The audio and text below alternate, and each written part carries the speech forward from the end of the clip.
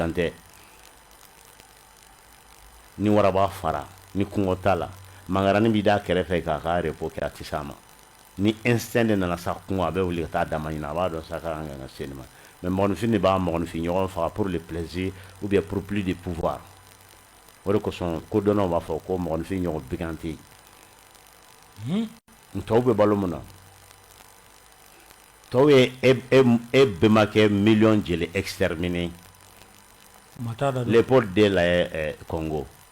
ko Hitler a ye mɔgɔ min faga dɔw ko miliyɔn 16 dɔw ko miliyɔn 26 mais il est héros partout au monde. Hitler ta taara fitinin ya Hitler tɛ ladegenikɛla yanni Hitler ka se Namibie ma kɛ wa 1905 Espérance ma kɛ aborigènes ma exterminé f'a tɔ tora mɔgɔ 70 race kelen k'a ban pewu fɔ mɔgɔ 70 k'a don k'u ɲini san k'u cɛ k'u garder ko n'o siya bɛɛ la tunu tubabu kelen ninnu y'o kɛ aw sigilen bilen k'aw bɛ ɲuman sɔrɔ la Australie farafin min tun bɛ yen tubabuw bi fɛn de ye o k'a siya ban farafin tun bɛ Australie k'u siya ban a tɔ 70 min tolen sisan reine ye ordre di pour que u siya kana la tunu au moins que conserver k'u garder comme jardin zoologique mɔgɔw k'a dɔn ko nin race sugu tun bɛ yen u nana n'u ye Londres k'u bila musée la mɔgɔw bɛ n'u lajɛ comme exposition mun tun bɛ kɛ Faransi k'a dɔn Faransi dɔw kunna ko farafin tɛ adamaden pour que u ka fɛrɛ u ka politique ma pour que opposition kana sɔrɔ u fɛ so kɔnɔ yen donc nin bɛ fɔ kun résumé la k'a fɔ ko bi an bɛ ka filɛ ressource ko dɔrɔn de ye mais tɔw b'a dɔn min bɛ na mas mun de la sisan dans les milieux savants tɔw bɛ ka la question de déménagement planétaire u bɛ k'o considérer sérieux yɛrɛ la scientifiquement an ka se ka yɛlɛma planète wɛrɛ kan comme lune par exemple o de la bɛ ka Mars fana étudier ko explorer a ɲa yɛrɛ ma n'a ka kɛ ɲɛna ko fantastique de o fantastique tɛ dɛ ils sont grand sérieux laboratoire avancé len fɛn fɛn na même y compris les riches bɛɛ bɛ k'a ɲɛɲini bɛɛ bɛ k'a ɲɛɲini n'a sɔrɔ an bɛ se ka bɔ dugukolo kan ka taa planète wɛrɛ absolument et il y a plein d'indices qui disent que effectivement lune ni planète wɛrɛw bɛ yen min ni dugukolo caractéristique ka surun ɲɔgɔn na u bɛ ji de ɲini na sisan moyen ɲini na ji bɛ yen n'a sɔrɔ cogo di ou bien ji b'a yɔrɔ jumɛn de la et après analyse caman b'a jira ko ji bɛ yen tellement la question est cruciale an ma k'a lajɛ a kuma la nin na oui bi ni sini fo ka na an ka ressources soin mais perspective janw na problème bɛ tɔw da la mun tɛ se ka surmonter donc ni n ko Faransi taara pour rester taara foyi tɛ Faransi la ni Faransi taara so mas n'a fɔra k'i k'i ɲinɛ ta i ka foro i ka jiginɛ bɛ yɔrɔ min na i ka sɛw bɛ mara yɔrɔ min na i ka biganw bɛ mara yɔrɔ min na ani i bɛ si yɔrɔ min na o tɛ yɔrɔ kelen k'i ka ɲinɛ ta e bɛna taa min a ko filɛ sa o non e ye dumunifɛn bɛ yɔrɔ min na i bɛ taa yen de i balo bɛ yɔrɔ min na sinon n'i dalen so kɔnɔ ji tɛ yen dumuni tɛ yen sogo tɛ yen fɛn tɛ yen sogo dun bɛ ba yɔrɔ dɔ in kan i labanna i bɛ ba tigɛ o y'anw ni Faransi de Faransi u bɛna cɛya de ka t'u balo yen foyi t'u bolo sanu joli bɛ Faransi fɛ a bɛ sanu gɛrɛma exploité min diɲɛ kɔnɔ pour être 4e réserve d'or au monde an tɛ se k'o question poser an kun Faransi taara ka sɔrɔ ka dugukolo yɛrɛ ka sanu tɛ bɔ yen gramme 1 uranium dun u b'o bɔ Nigéria a ressources tɔ bɛɛ café dun Côte d'Ivoire Faransi ministre des finances dɔ de la k'i waso parce que n'u ye gulɔ min sɔn n'u lafiyalen don ni caméra cachew bɛ yen u b'u kɔnɔna ta fɔ quoi ko sans cultiver 1 mètre carré de café on est le premier producteur de café au monde parce que la Côte d'Ivoire est le premier producteur de café au monde donc olu yɛrɛ de bɛ bin maaw kan o tɛ bin anw kan dɛ o b'an lahalatɔ minɛ de an fana b'an kolow bolo parce que u y'an kolo depuis an mɔkɛw k'o de don an kunna k'olu ka fisa n'anw ye k'olu ka fisa n'anw ye dɔrɔn yɛrɛ tɛ k'a ka kan ka kɛ tan de an ka problème bɛ yen de ma siɲɛ 100 bɛ sigi a kan an ka problème bɛ yan de mun m'a faamuya an tɛna olu kɔnɔ bilen koyi u bɛ kɔn anw parce que u b'a fɔ tubabuw ka go nin ye a donna tan a bɔra tan ne b'o de fɔ caman b'a fɔ même privé la hali n teriw yɛrɛ ne bɛ bon n'i y'a ta logique la ko tubabuw ka go ne ka surun tubabuw la ka tɛmɛ aw kan parce que sɔɔni san 50 ni san 6 ou bien 7 n ye san 37 kɛ n bɛ baara la ni tubabu ni farafin ma deli ka baara kɛ n muso ye tubabu ye n denw ye métisi ye n ka baara bɛ yen n ka fɛn bɛɛ bɛ yen donc depuis yɔrɔ i bɛ question poser peut-être tubabu golo lagoya ɲɛ tɛ jogo dɔ de bɛ yen n'i y'o sira ta k'a jɔ ne ma je suis allergique à ça mun na parce que ne b'a dɔn mas ko i farikolonin mun filɛ ne y'i dan i bara san 1 tɛ 2 tɛ k'i mara aw wayirika man d'aw ye dɛ mais ni n taara baara yɔrɔ aw bɛ garde-bu bila n'i m'a bila n b'i bali i ka denbaya balo la mɔgɔ m'o ɲi ne la koyi Madeleine Albright Susanna Rice le secrétaire d'État sous Bush États-Unis a ko ale fitinin n'ale fana ye finman ye a ye à 21 ans a y'a ka doctorat sɔrɔ 21 ans i b'a dɔn kun min na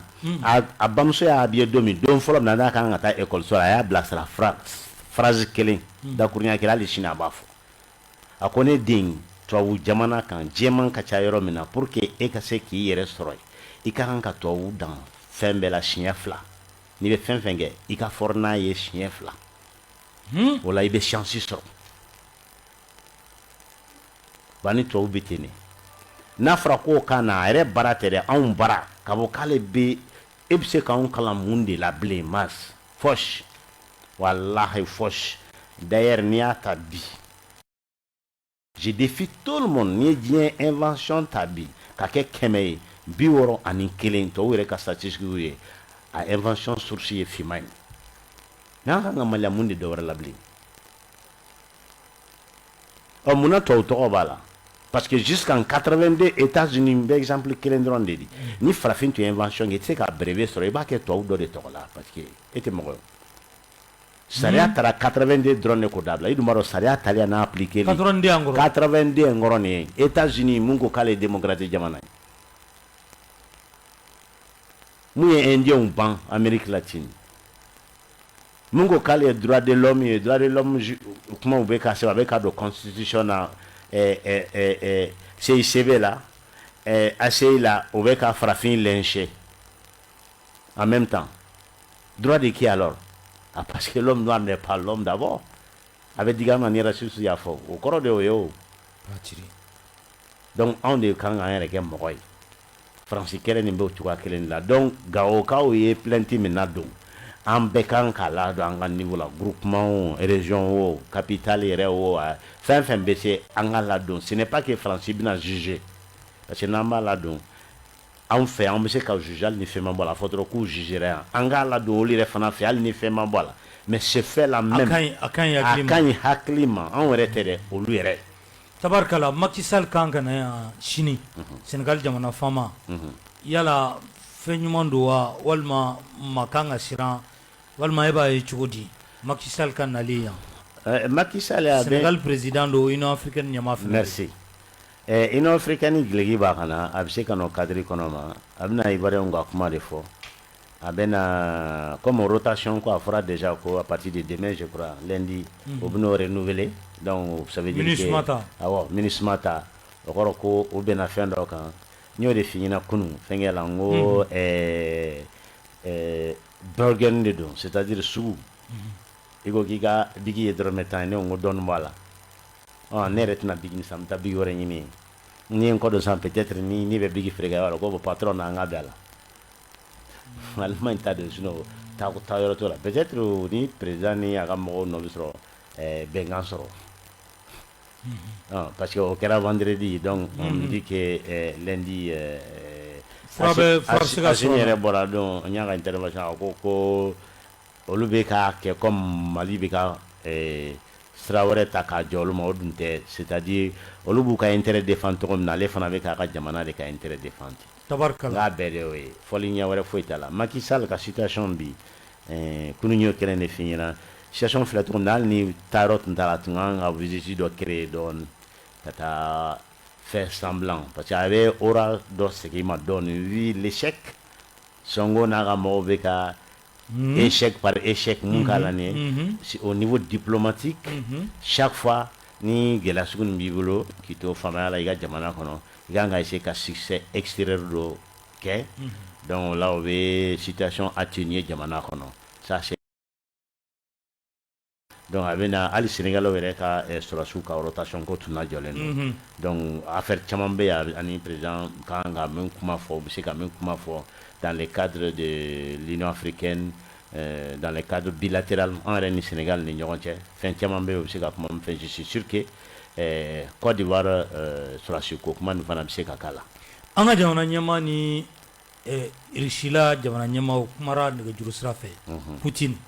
yala président fila ka kuma a bɛ se ka kɛ mun ye? Ma c'est kuma ni ɲana dɛ kuma ɲana politiquement le moment a été très bien choisi n'i y'a ta politique taabolo sira fɛ a waati sugantele ka ɲa yɛrɛ yɛrɛ yɛrɛ de parce que n'i y'a faamuya Lavrov bɔra yan sisan farafinna yan a ma se Mali la dɛ dɔw y'a bila kɔrɔ la mais kɔfɛ a bɛna faamuya kun min na sinon an ka invitation bɛ depuis 2021 fin 2021 Job ta min kɛra ye a y'a invité publiquement et il a accepté avec plaisir d'ailleurs a ye Macron ka invitation de décliner ka ça c'est symbolique ba de b'a la Sadio de don a ye Job o don kelen de Sarko Macron y'a wele k'a ka taa k'a ko non k'ale terikɛ dɔ a m'a fɔ de k'a kɔlɛ a ko k'a terikɛ dɔ kan ka na bɔ a la k'a b'o kɔnɔ fɔlɔ n'a tilal'o la tuma min na n'a ye temps sɔrɔ a bɛ taa ah oui ça a été vraiment ça a été ça flattait mais i b'a dɔn diplomatie de nuance don mɔgɔ mun t'a domaine na i t'a faamuya c'est une spécialité très délicate parce que i ye virgule de se ka développer ka kɛ livre ye parce que fɛn bɛɛ tɛ fɔ yen quoi. Mais ça a un sens parce que o dakurunya kelen b'a yɛrɛ bi la valeur bɛ Mali la ne bolo ka tɛmɛ e kan ça fait très mal a digira Macron na dɛ a ye ninkɔrɔ kuma caman k'a la donc anw ka Job ka tagali bolodalen Irisi la o don kelen de Faransi fɛnɛ tun bɛ fɛ ka taa dabɔ kama de don pour empêcher ani Job kana se ka ɲɔgɔn ye ani Job kana se mais Lavrov y'a n'a wasa a ko k'ale terikɛ kan ka na bɔ a la donc ale tɛ se foyi tɛ se ka don o ɲɛkɔrɔ n'ale tilal'o la tuma min na ni temps tɔ tora n'o bɛnna min ka mako ma a bɛ se k'o ɲɛnabɔ donc Poutine ni an ka président ka kuma a waati a ɲɛna yɛrɛ de hali n'a sɔrɔ ko u y'i sigi dɔrɔn ka baro kɛ dɔrɔn Poutine ka judo ko kuma ani Assimi yɛrɛ ka pɔnpu hali n'a sɔrɔ o don hali n'u y'o kuma dɔrɔn de fɔ c'est bien a b'olu de fila ni ɲɔgɔn cɛ o n'olu yɛrɛ d'a ma fɔ e b'a dɔn min don ni ɲɔgɔn cɛ mais Poutine ka téléphone ta ka an ka président wele ou bien k'an ka président accepter c'est très symbolique c'est très très important a ka ɲi flatterie tɛ dɛ c'est le téléphone le plus cher au monde aujourd'hui Poutine ta a tɛ bɛɛ ta ça fait combien de mois avec Macron boudé bɛɛ t'a sɔrɔ koyi sinon a y'a o lasigi tabalijan yɛrɛ min kan a ye a lasigi tabalijan min kan mais an ta ye plus de 30 minutes u ye min kɛ kuma la u ye min kɛ kuma la et dans la masse jigitigɛ kuma tɛ yen foyi tɛ yen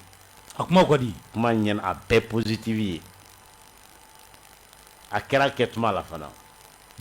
an t'u sigilen k'a makɔnɔ fana parce que le fait que Lavrov ma na u ye kan sugu bɛɛ fɔ aw ko k'an ni Irisiw bɛ ɲɔgɔn bolo dɛ u nana ka na mais mun de bɛ se ka ɲɛfɔ la de a mana kun jumɛn na ni jamana nin kan a bɛ na Mali la yan a bɛ na mais waati nin b'a la an bɛ sɔrɔ k'a nakunbaliya fɔ o siɲɛ fɛ a ma se dɔɔni fɔlɔ a ma se dɔɔni i y'a faamuya sinon a taara yɔrɔ min fana na o ye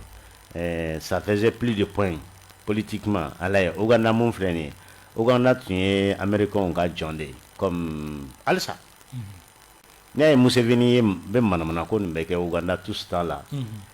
parce que Museveni ni Kagame de RDC feere États-Unis Angleterre ma u y'olu fila de utiliser ka RDC ta ci ka coup d'état kɛ Mamutu la ka tila ka na le gros la Kabila o muruti min kɛl'u bolo ka o fana faga ko bɔ yen i y'a faamuya denkɛ fana nana faamuya cogo min na ka o yɛlɛma ko bɔ yen o tun bɛ ka Fayulu bila ye mais Fayulu ma réussi i m'a ye élection banni don min dɔrɔn ala ma heure kelen kɛ o wulila ko ni Fayulu ma kɛ président ye dɔrɔn k'olu tɛ élection reconnue Poutine de bɔra la ko mais aw tɛ maloya sa Alors tu es tendu mɔgɔw élection banna sisan sariya bolo ma ils ont jusqu'à une semaine pour que ka résultat proclamer mais faites semblant au moins ça aura kɔnɔni kɛ ni y'a ma k'aw sago la alu y'a k'an fɛ yan mais bien sûr c'est toujours comme ça cour constitutionnelle ma élection yɛrɛ validé u bɔra ka président féliciter mais an ka cour constitutionnelle Fransi de ye o e delila ka élection tɛmɛnen yan ni Fransi ma validé RFI fɔlɔ de b'a fɔ tuma bɛɛ ko Mas gagnera mais nin y'o bannen dɛ an fana b'an tugu olu kɔ i b'a fɔ ko fɛn dɔ mais ɔrɔ nin y'o bannen ni nin ma k'o bannen o kɔrɔ k'an baara fɛn fɛn kɛ an solila an ma taama o y'a bɛɛ kɛlen fu ye an solila an ma taama a kɔni filɛ tɔgɔ min na bi ni Asimina ka jama ma erreur kɛ parce que yɔrɔ dɔ de bɛ yen an bɛ nkalon kuma dɔ fɔ ko jamanadenya la ko mɔgɔ si ma fisa ni mɔgɔ si ye nkalonfin nkalonfin hali duba yɛrɛ kɔnɔ dɔw yɛrɛ tɛ du ɲalen fɛ parce que nin ye ne faden n'a ɲana o de ta tɔgɔ ka bɔn parce que o de sababu la ala t'a di bɛɛ ma n b'a ɲini a ka tiɲɛ a bolo n'a dun tiɲɛna ale bolo a bɛ tiɲɛ du bɛɛ de bolo donc ni ne ko o la k'a ka tiɲɛ bolo est ce que ne bɛ du fɛ bon Mali falo la jamana bɛɛ falo o t'an kelen ye dɛ donc a fɔ ko bɛɛ ka ma jamanadenya la nkalonfin bɛɛ man kan mais o kɔrɔ tɛ ko mun tɛ jamanaden ɲuman ye k'an b'u bali ka vi yan mais ni jamana ka intérêt min ye an b'u bɛɛ bila o cadre kɔnɔ n'i ma sɔn o de ma sisan donc an bɛ ɲɔgɔn ye bagolo siman kan o tɛ parti prise min ye o diɲɛ yɔrɔ yɔrɔ jɔra a bɛ ten diɲɛ yɔrɔ yɔrɔ jɔra sinon kɛlɛ ma deli ka don jamana fila ni ɲɔgɔn cɛ que traîtrise tɛ côté fila la e ne ni e bɛ e ka jamana bɛ ɲɔgɔn na ko ne tɛ mɔgɔ sɔrɔ service de renseignement la ou bien espion na ou bien fɛn wɛrɛ la min bɛ e ka fɛnw feere ne ma ou bien mɔgɔ tɛ sɔrɔ ne fɛ n'i gɛlɛn même au temps de Staline même au temps d'Hitler d'ailleurs mun t'a kalama le savant qui a donné le secret de l'armement nucléaire à la Russie c'est amenena à Chena Tchécoslovaquie mais c'est un Allemand c'est un Américain d'origine allemande parce qu'il était communiste convaincu mais an k'a fila an tɛ se ka taɲa Mali juguw la o an yɛrɛ ka sokɔnɔ jugu n bɛ to k'o de fɔ tuma bɛɛ ko Cɛkɔrɔba yarɔ an bɛ révolution symbole t'ale de ma taamasiyɛn t'a ma a ko ni i ye kisɛ 10 labɛn révolution kama kɔnɔnɔ i b'o bila kɛrɛfɛ sokɔnɔ jugu kama kɛnɛma jugu kisɛ 1 pe b'o ta ɲɛnabɔ o kɔrɔ ko o ta kɔlɔlɔ man bon comme kɔnɔna ta comme Mali filɛ cogo min na nin ye bi an bɛ taa ɲɛfɛ an y'a ye k'a fɔ Rusila ale ni Ukraine ka mankan an ka jamana ma kuma ten mais Chine ani Taiwan ta la u bɔra ka kuma k'a fɔ Chine keleya ko vraiment an bɛ baara kɛ ka taa o sira fɛ an bɛ Chine soutenir yala danfara bɛ Chine ni Taiwan ta ani Rusila ni Ukraine ta cɛ oui parce que Chine ni Taiwan ta o ka nɔgɔn ni Rusila ni Ukraine ta ye du point de vue même juridique parce que 72 yani Chine ka accepté Nations Unies na parce que Chine fila de tun bɛ yen Mao n'a ka mɔgɔw ye roi ka mɔgɔ mun gɛn olu de filɛ Taiwan a bɛ komi anw ka kala tun sisan i bɛ k'a ka yɛlɛma kɔgɔji kɔfɛ ka taa i sigi k'a fɔ ko ale de ye Mali ye ou bien ka boli sisan ka taa Côte d'Ivoire komi an ka mɔgɔw bɛ ka kɛ cogo min k'i yɛrɛ proclamer que jusqu'à présent il est président donc diɲɛ mɔgɔ kɛ ale reconnu comme ale de bɛ Mali tɔ représenter Taiwan ni Chine bɛ ten de Chinois dun fɛn min ye n'i ko k'i k'u kɔnɔ san 1000 u b'a fɔ problème tɛ mais u ka dugukolo tɛ to mɔgɔ si bolo Hong Kong tun bɛ Angleterre bolo location na san 100 a san 100 dafala 97 u y'a segin Macau tun bɛ Portugal bolo